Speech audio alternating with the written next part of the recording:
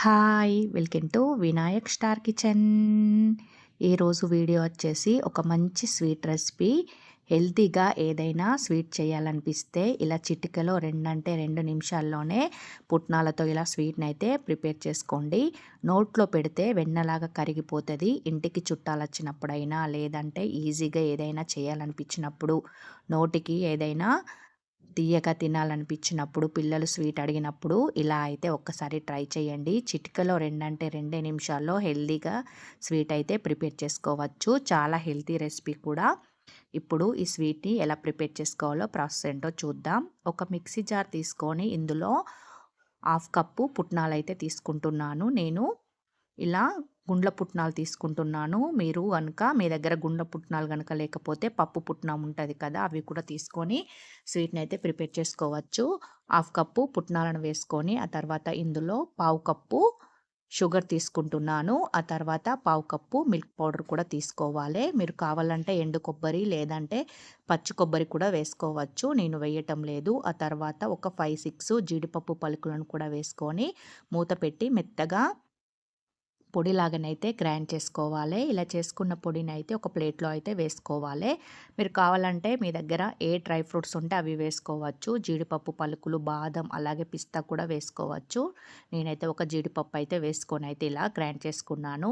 ఇప్పుడు ఇలా ఒకసారి మిక్స్ చేసుకొని ఇందులో కరిగించుకున్న నెయ్యిని 1 టేబుల్ స్పూన్ వేసుకుంటున్నాను.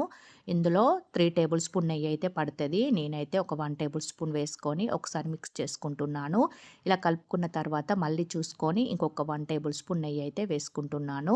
మీరు కావాలంటే 3-4 టేబుల్ స్పూన్ల నెయ్యి వేసుకొని లడ్డూనైతే ప్రిపేర్ చేసుకోవచ్చు. నేను నెయ్యి ఒక 2 టేబుల్ స్పూన్ వేసి ఆ తర్వాత కాగబెట్టుకొని చల్లార్చుకున్న పాలనైతే ఒక 4 టేబుల్ స్పూన్ చిన్న స్పూన్‌తో ఒక 4 టేబుల్ స్పూన్ల మిల్క్‌నైతే వేసుకుంటున్నాను. మీకు లడ్డులాగా అయ్యేంత వరకైతే ఇందులో మిల్క్ అయినా నెయ్యి అయినా యాడ్ చేసుకొని లడ్డూనైతే ప్రిపేర్ చేసుకోవచ్చు.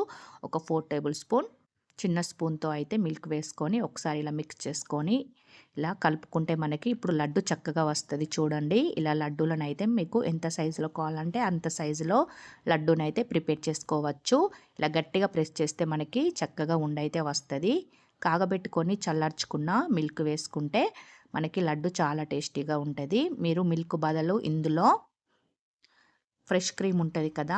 పాల మీద మీగడను కూడా వేసుకొని కూడా లడ్డూను ప్రిపేర్ చేసుకోవచ్చు. ఇప్పుడు అన్నీ ఇదే విధంగా లడ్డూలనైతే చుట్టుకోవాలి.